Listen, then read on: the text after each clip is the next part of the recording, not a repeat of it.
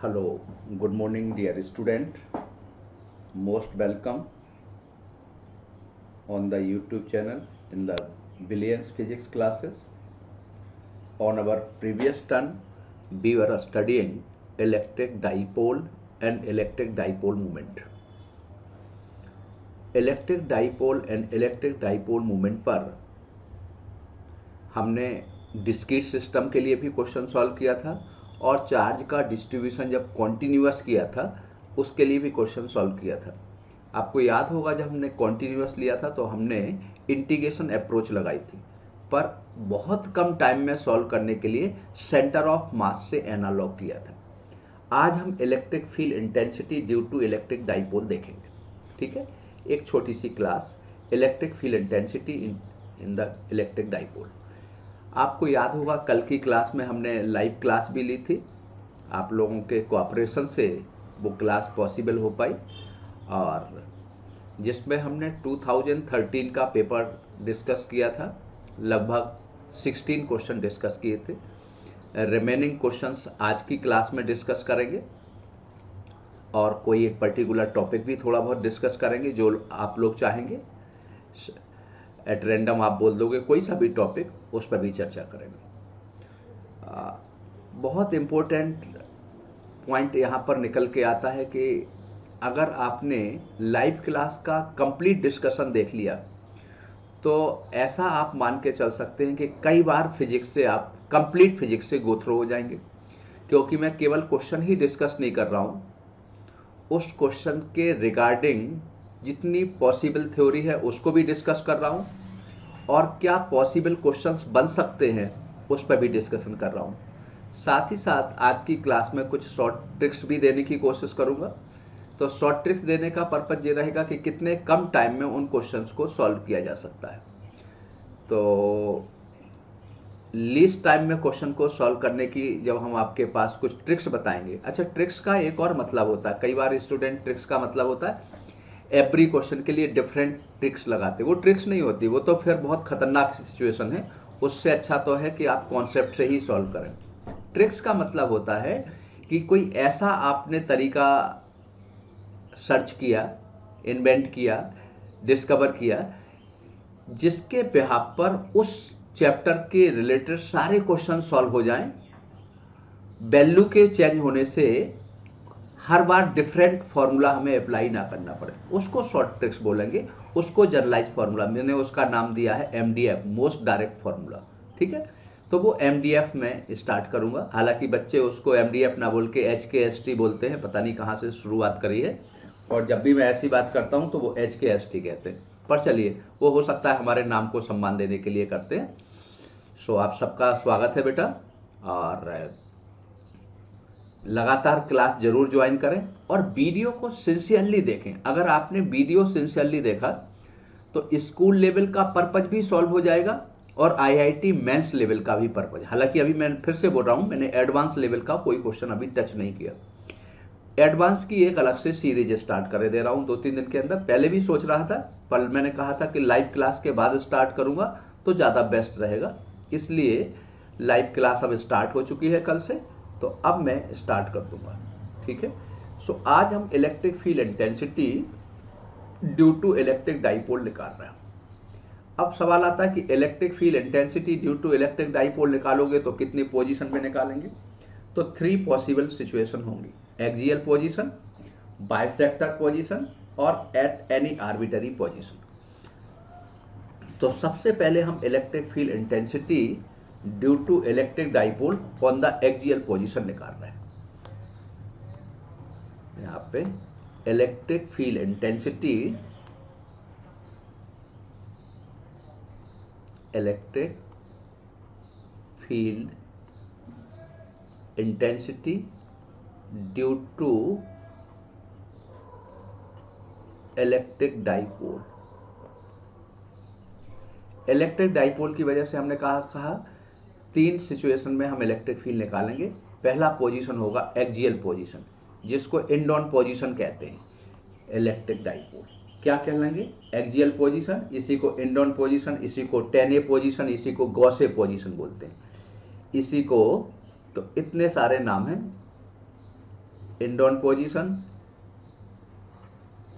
Axial position, 10A position, Gauss A position, इस particular position पर electric field intensity calculate करना चाहते हैं। ठीक है, तो पहले एक्सियल पोजीशन पे ही electric field intensity due to electric dipole निकाल रहे हैं। ये आपने एक छोटा सा डाइपोल ले लिया,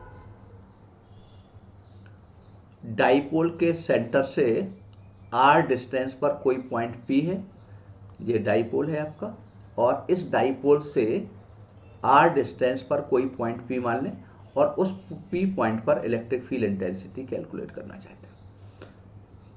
ये पॉइंट P है और इस पॉइंट P पर इलेक्ट्रिक फील्ड इंटेंसिटी कैलकुलेट करना चाहते हैं।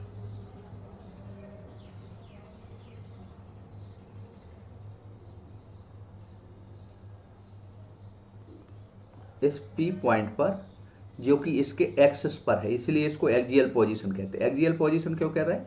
क्योंकि ये डाइपोल के एक्सिस पर है। ये डाइपोल पर यहाँ पे प्लस क्यू चार्ज है, यहाँ माइनस क्यू चार्ज है। ये डाइपोल का सेंटर पॉइंट है। सेंटर पॉइंट से ऑब्जर्वेशन पॉइंट तक का हमने कुछ डिस्टेंस ले लिया। ये सेंटर पॉइंट से जो ऑब्जर्वेशन पॉइंट है, और यहाँ तक का डिस्टेंस हमने ले लिया, ये पॉइंट P। और इस P पॉइंट पर हम इलेक्ट्रिक फील्ड इंटेंसिटी कैलकुलेट करना चाहते हैं। इस P पॉइंट पर इलेक्ट्रिक फील्ड इंटेंसिटी कैलकुलेट करना चाहते हैं एक्सियल पोजीशन पर। डाइपोल की लेंथ 2L मान ले, minus Q plus Q charge है, डाइपोल के सेंटर से ऑब्जर्वेशन पॉइंट का डिस्टेंस R है। तो अब आप इस P पॉइंट पर इलेक्ट्रिक फील्ड पहले क्यू चार्ज की वजह से निकालोगे, तो electric field intensity at point P due to charge plus Q के कारण P पॉइंट पर इलेक्ट्रिक फील्ड आएगा, तो E1 आ जाएगा कितना, K Q, और यहां से यहां तक का डिस्टेंस, कितना डिस्टेंस आएगा, ये यहां से यहां तक का डिस्टेंस R है, और यहां से यहां तक का मान लो A पॉइंट कह दें, A से P तक का डिस्टेंस R माइनस L आ जाएगा। चूंकि पॉइंट चार्ज की वजह से निकाल रहे हैं, तो R माइनस L का होल स्क्वायर आएगा। इसकी डायरेक्शन क्या होगी, अलोंग AP होगी, यानी डाइपोल एक्सिस के अलोंग होगी, डायरेक्शन होगी अलोंग AP। फिर निकालेंगे electric field intensity at point P due to charge minus Q की वजह। अब स्कूल वाले स्टूडेंट लिखेंगे, let us consider dipole having length 2L and charge plus Q and minus Q, P be the observation point where electric field intensity to be calculate, distance of point P from the center of dipole is R। ये सब कुछ आप लिखना जानते हो। तो E2 निकालेंगे, तो E2 कितना आ जाएगा, यहाँ पे E2 कितना आ जाएगा, तो E2 आ जाएगा आपका KQ over R plus L का होल स्क्वायर, और इसकी डायरेक्शन होगी अलोंग PB, यानी दोनों एंटी पैरेलल है। Net electric field intensity due to dipole, net electric field intensity due to electric dipole, तो बताओ कितना आएगा, E equal to E1 plus E2, दोनों की डायरेक्शन एक दूसरे के अपोजिट है, एंटी पैरेलल है, तो E1 अपोजिट है इसलिए माइनस साइन कर दिया। ठीक है, तो इलेक्ट्रिक फील्ड का अगर हम मैग्नीट्यूड निकालें तो कितना आ गया, KQ over R minus L का whole square minus KQ। E1 का मैग्नीट्यूड E2 के मैग्नीट्यूड से ज्यादा है, इसका मतलब resultant electric field dipole movement के, जो डाइपोल मूवमेंट की डायरेक्शन है उसी के अलोंग होगा। यहां पे KQ कॉमन आ जाएगा, R square plus L square plus 2RL यानी 4RL आ जाएगा। यहाँ पे एलसीएम ले रहा हूं बेटा, over R square minus L square का होल स्क्वायर आ जाएगा। Q इंटू 2L को P लिख सकते हैं, तो बताओ कितना आ गया। Electric field intensity at point P कितना आ गया आपका, E इक्वल टू आ गया 2K PR over R square minus L square का होल स्क्वायर। और जो डाइपोल मूवमेंट की डायरेक्शन होगी वही इलेक्ट्रिक फील्ड की डायरेक्शन होगी। यहां पे डायरेक्शन होगी, डायरेक्शन कैसी हो जाएगी, डाइपोल मूवमेंट की जो डायरेक्शन होगी। तो यहां वेक्टर नहीं लिख रहा हूं, यहां मैग्नीट्यूड की बात कर रहा था अभी, तो वेक्टर हटा दे रहा हूं। इलेक्ट्रिक फील्ड इंटेंसिटी और इलेक्ट्रिक डाइपोल मूवमेंट इस कंडीशन में कैसा आ गया आपका, ये इलेक्ट्रिक फील्ड इंटेंसिटी आ गया। ध्यान से देखें, जो इलेक्ट्रिक फील्ड इंटेंसिटी की डायरेक्शन है वही डाइपोल मूवमेंट की डायरेक्शन है। एंड इसका मतलब एक्सियल पोजीशन पर इलेक्ट्रिक फील्ड इंटेंसिटी और इलेक्ट्रिक डाइपोल मूवमेंट एक दूसरे के पैरेलल है। ऐसा कर दूं तो किसी को कोई दिक्कत नहीं। Electric field intensity parallel to the electric dipole movement.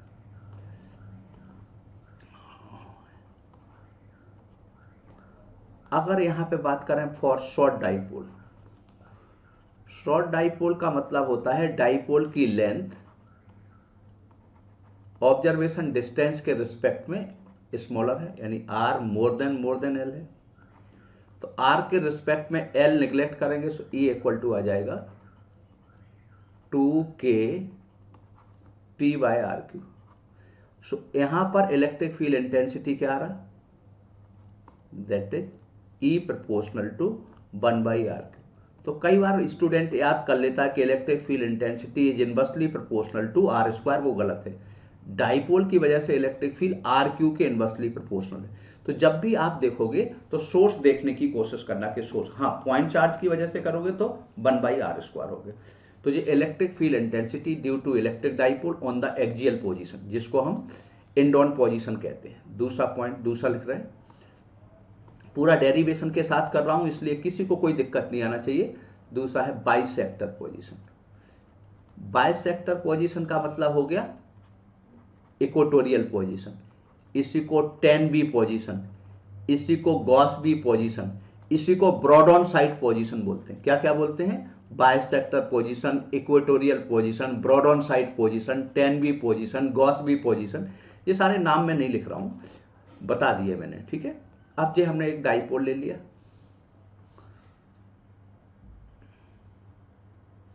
और इस डाइपोल के सेंटर से r डिस्टेंस पर कोई पॉइंट P है, ये डाइपोल का सेंटर है। इस सेंटर से r डिस्टेंस पर कोई पॉइंट P है, इस पॉइंट पर इलेक्ट्रिक फील्ड निकालना चाहते हैं। यहां पर प्लस Q चार्ज है, यहां पे प्लस Q चार्ज की वजह से इलेक्ट्रिक फील्ड की डायरेक्शन ये आ जाएगी। यहां माइनस Q चार्ज है, इसकी वजह से इलेक्ट्रिक फील्ड की डायरेक्शन ये आएगी। रिजल्टेंट इलेक्ट्रिक फील्ड की डायरेक्शन ऐसी आ जाएगी, ठीक है। ये इलेक्ट्रिक फील्ड आएगा इस चार्ज की वजह से, इस चार्ज की वजह से इलेक्ट्रिक फील्ड की डायरेक्शन ये आ जाएगी और रिजल्टेंट इलेक्ट्रिक फील्ड ये आएगा। फिर से लिख रहा हूं, यहां डाइपोल की लेंथ लिख रहा हूं, डाइपोल पर यहां माइनस Q चार्ज है और यहां प्लस Q चार्ज है। यहां पे दो चार्ज है, एक प्लस Q और माइनस Q। इनके बीच का सेपरेशन दिया, यहां माइनस Q चार्ज है, यहां प्लस Q चार्ज, इनके बीच का सेपरेशन दिया है 2L। डाइपोल के सेंटर से P पॉइंट पर इलेक्ट्रिक फील्ड निकालना, तो प्लस Q चार्ज की वजह से इलेक्ट्रिक फील्ड आ गया से E1 और माइनस Q चार्ज की वजह से आ जाएगा E2। डायरेक्शन हमने कहा कैसे डिसाइड होगी, P पॉइंट पर पॉजिटिव चार्ज कंसीडर करोगे तो ये इसको रिपेल करेगा, ये अट्रैक्ट करेगा। अगर इस एंगल को मैं थीटा कह दूं, इस एंगल को थीटा कह दूं, तो ये बताओ कितना एंगल हो जाएगा। अगर यहां पर थोड़ा सा मैं एंगल कुछ बना लूं, यहां पर ये है आपको डॉट डॉट करके, अगर इस एंगल को मैं थीटा कह दूं तो ये थीटा आ जाएगा और ये क्या आ जाएगा, E1 cos थीटा और ये आ जाएगा E2 साइन थीटा। इस एंगल को मैंने थीटा ले लिया, ध्यान से देखो मैंने किस एंगल को थीटा लिया, इस एंगल को। आप नीचे वाले को ले लो, इससे भी कोई फर्क नहीं पड़ना। ये थीटा है तो ये भी थीटा होगा, ये थीटा है, ठीक है। अब बताओ ये थीटा है, ये थीटा है तो ये भी थीटा होगा, तो ये भी कितना आ जाएगा। तो E1 के दो कंपोनेंट आएंगे, कौन कौन सा कंपोनेंट आएगा, ये थीटा है, ये वाला एंगल भी थीटा होगा, ये एंगल कितना है, ये थीटा है तो ये भी कितना होगा, थीटा ले लिया क्योंकि बाइसेक्ट किया था। तो इस थीटा की वजह से इनके बीच का एंगल निकाला, ये एंगल थीटा लिया तो ये वाला एंगल ये थीटा होगा, सॉरी एंगल गलत लिख दिया, ये थीटा लिया तो ये वाला एंगल थीटा होगा। कैसे मिटाएं, मिटा नहीं पा रहा हूं, चलो इस एंगल को थीटा लिया तो ये थीटा। अब बताओ रिजल्टेंट इलेक्ट्रिक फील्ड इंटेंसिटी कितनी आएगी।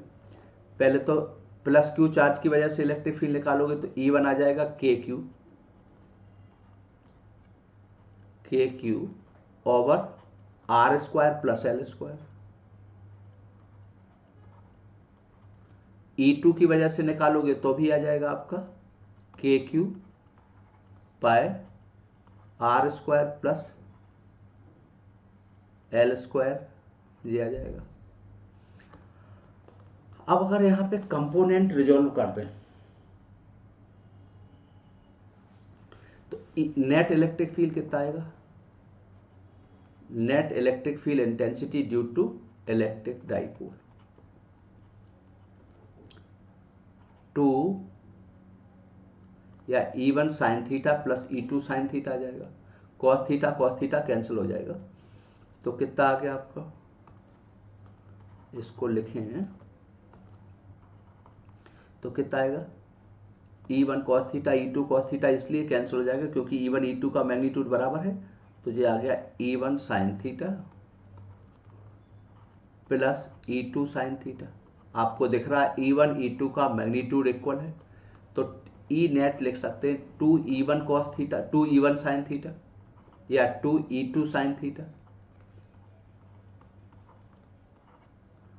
2E1 की वैल्यू कितना आ जाएगा, K Q over R square plus L square. Sine theta की वैल्यू इस हिसाब से निकालोगे तो क्या आ जाएगा, L divided by root of L square plus L square, L आ जाएगा और ये √3/2 आ जाएगा। अब Q इंटू 2L को 2QL को P लिख सकते हैं, तो net electric field intensity due to dipole on the bisector position कितना आ गया, E नेट आ गया KP over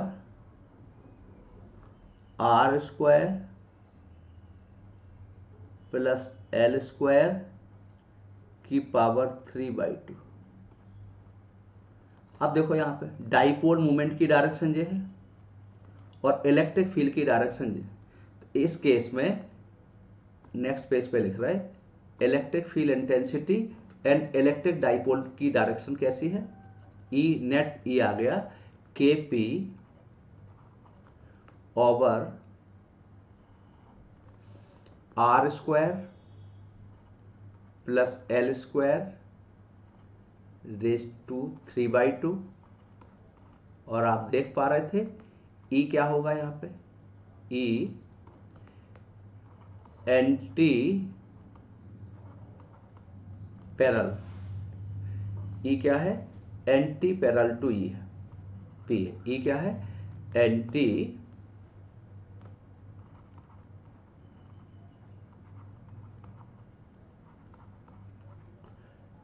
parallel to P। E और E एक दूसरे के अपोजिट है। For short dipole,